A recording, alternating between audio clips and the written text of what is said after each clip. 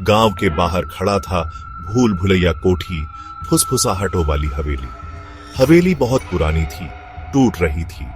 दीवारों पर लिपटी हुई बेलें मानो किसी के हाथों की तरह लग रही थीं। खिड़कियां एकदम अंधेरी थीं, जैसे किसी की खाली आंखें। गांव वाले हवेली के बारे में कहानियां सुनाते थे।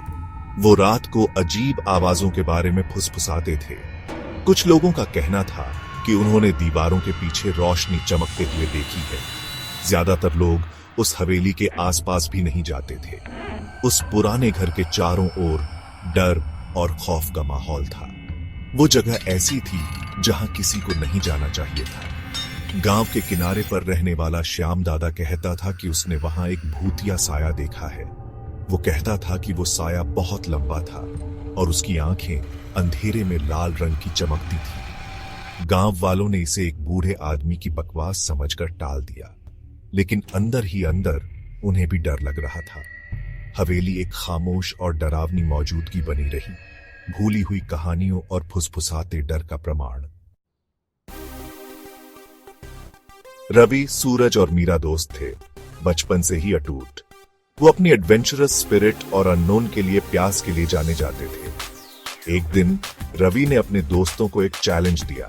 उसने उन्हें भूल भुलैया कोठी में एक रात बिताने की हिम्मत दी। सूरज, जो कभी भी किसी चुनौती से पीछे नहीं हटता था, तुरंत मान गया।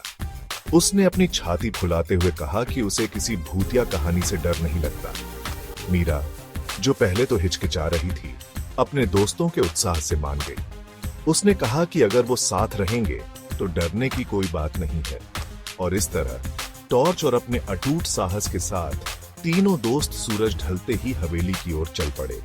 जैसे जैसे वो हवेली के करीब पहुंचे, हवा ठंडी होती गई। दूर से एक उल्लू की आवाज आई, जो उनकी धड़कन की तरह गूंज रही थी।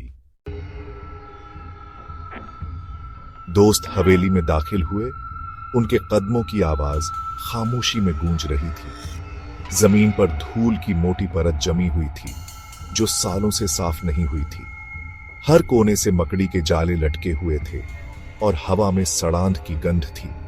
उन्होंने हवेली के अंधेरे गलियारों और धूल भरे कमरों को देखा। हर चरमराती फर्श और सरसराते हुए पर्दे से उनकी रीढ़ की हड्डी तक ठंडक पहुंच रही थी। जैसे ही आधी रात हुई, तापमान गिर गया।